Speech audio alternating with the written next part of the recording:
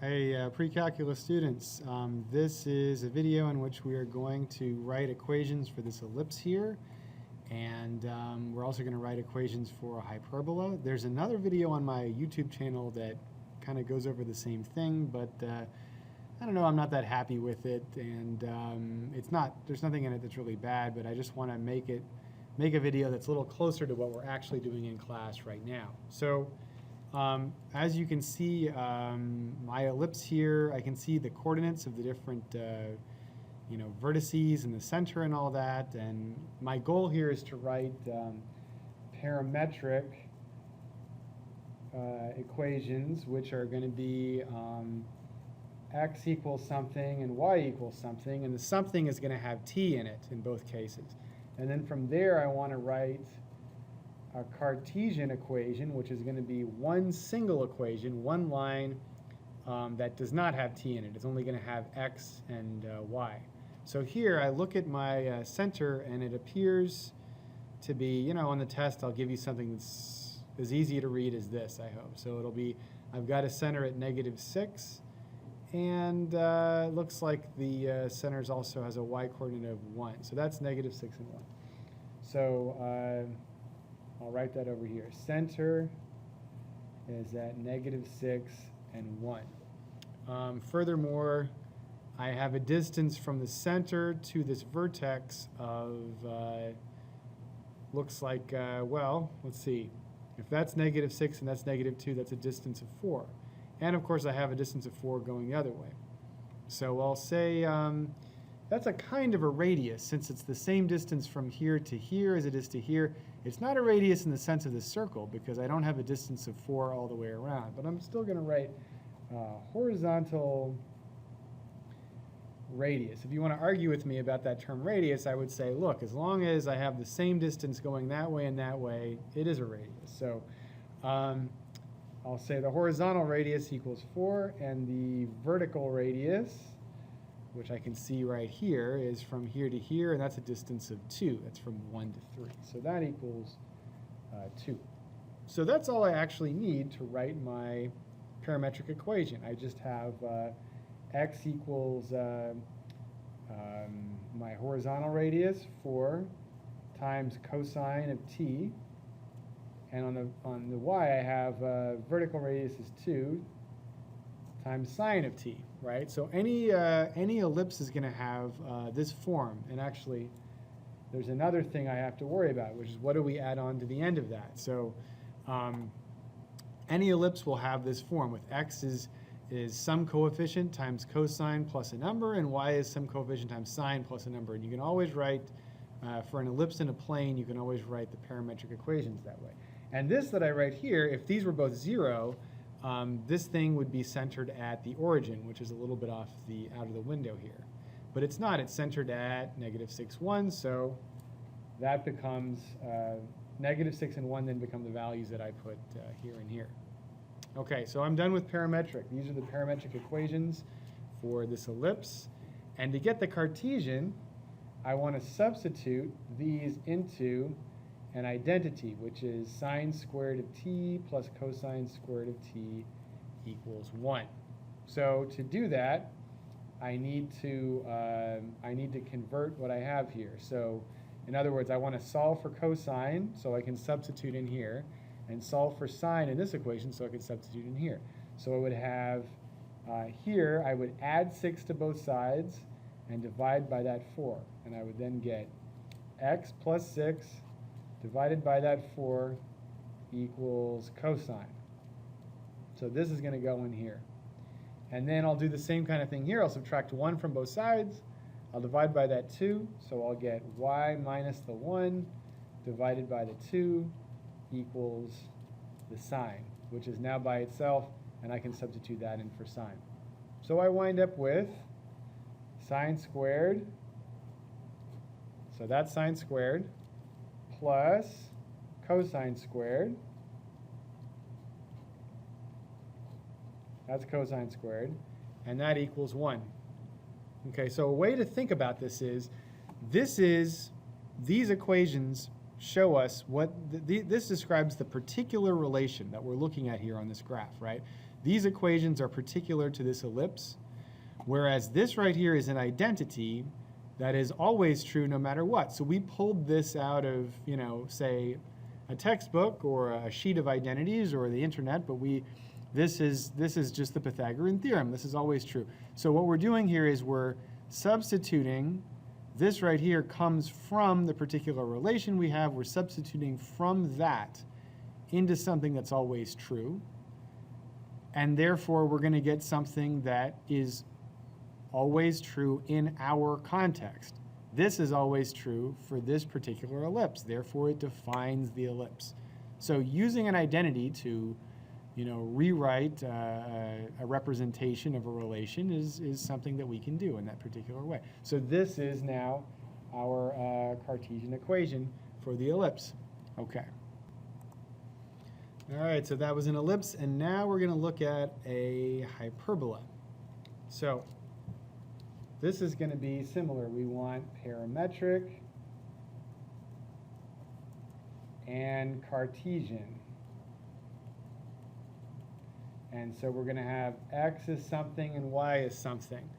And it's not going to be cosine and sine, though. That, for a hyperbola, we're going to use secant somewhere and we're going to use tangent somewhere. And when I say somewhere, I mean either x is going to be something times secant.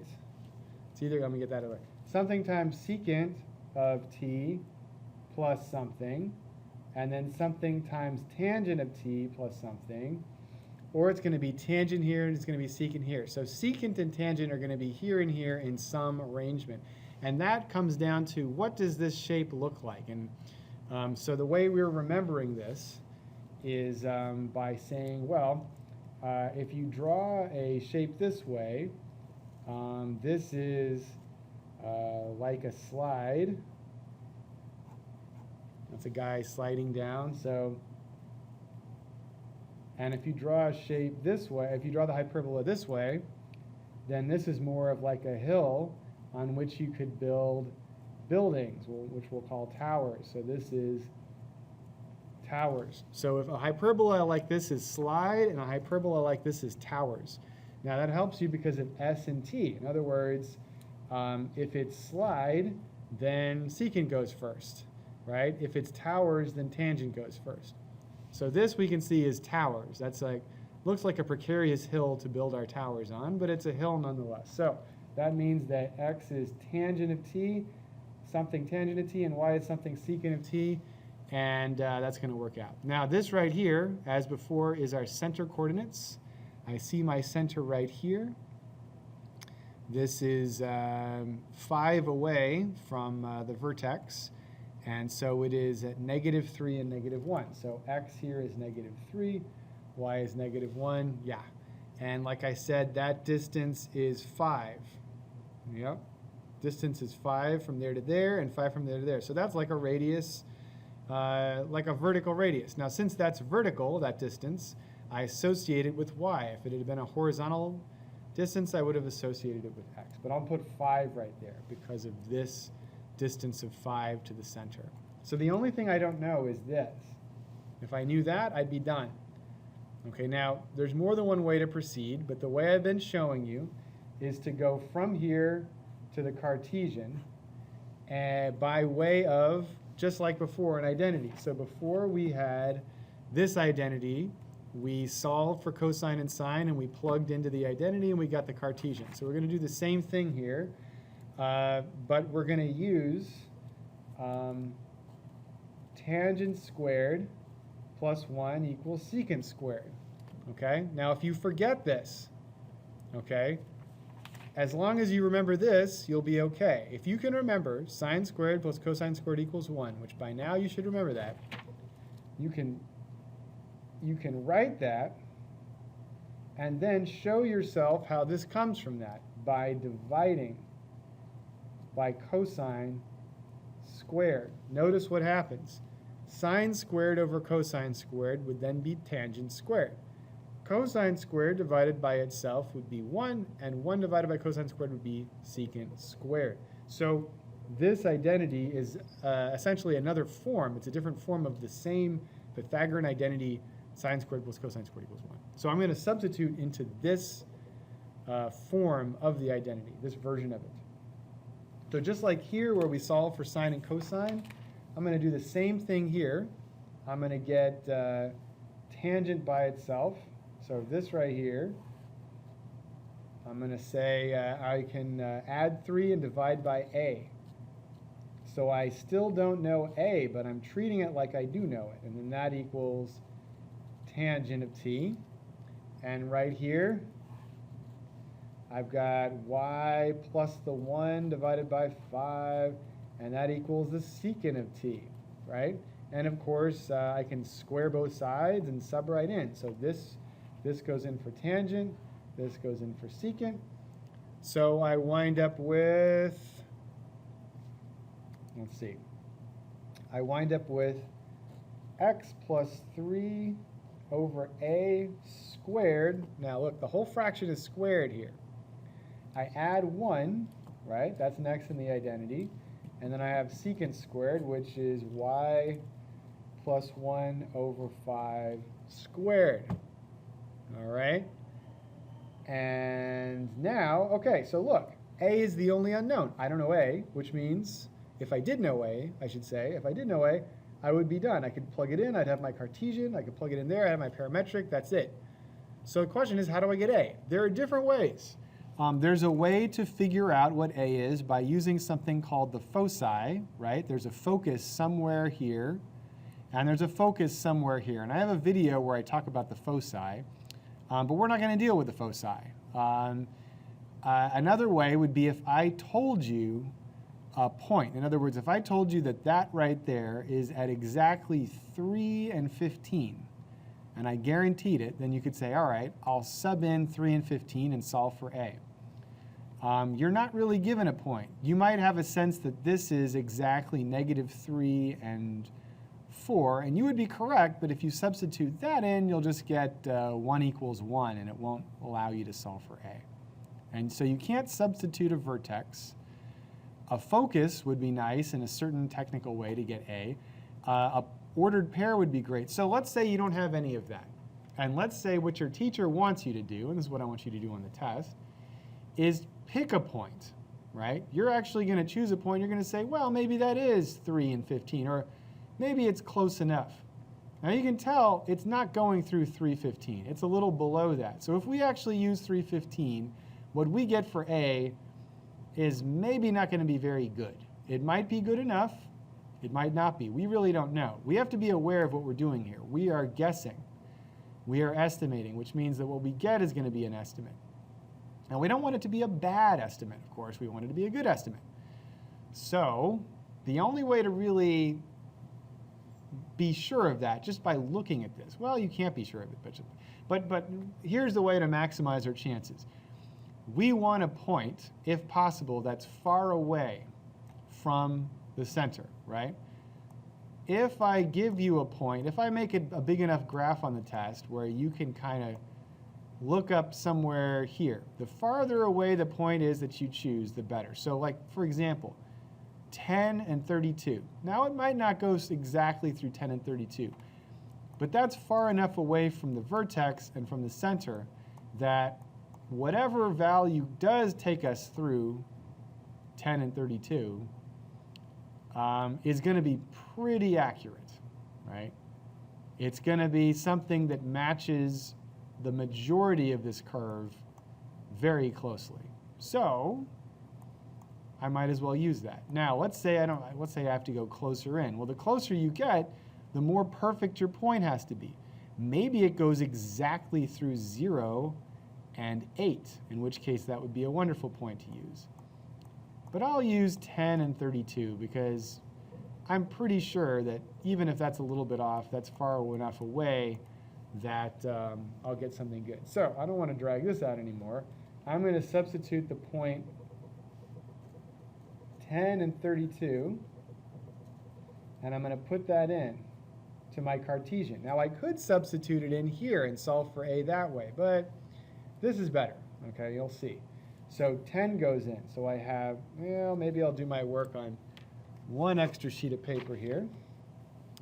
So let's see. I've got 10, I've got 32. And, okay, good.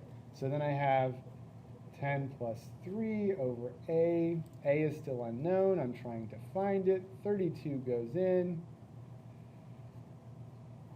I'm squaring. So that's 13 squared over A squared. 33 squared. What is that? Well, we'll do this over here. Okay. Sometimes 1089. 1089? I hope I got that right. I'm under the gun here. I don't want, it'll be embarrassing if I make a mistake. But there's no calculator handy. And oh, there's one. Ha ha ha ha. All right, let's see if I got it right. Phew, 1089. Later I'll say, I can't believe I wasn't completely sure of myself about that. So we subtract 1 from both sides. And that 1 takes on the form of, 25 over 25. So this is me subtracting 1, right? Because I subtracted 1 over here. I guess I should show it that way then. So subtracting 1 is a 0, subtracting it here. So I get 1064 over 25. So I'm just doing algebra now to solve for A. So this becomes, if you like, you can multiply these. So that becomes 4225. Then A squared is, wait. And then I'll take a square root of that, and I'll get A is 1.9927. Okay, now,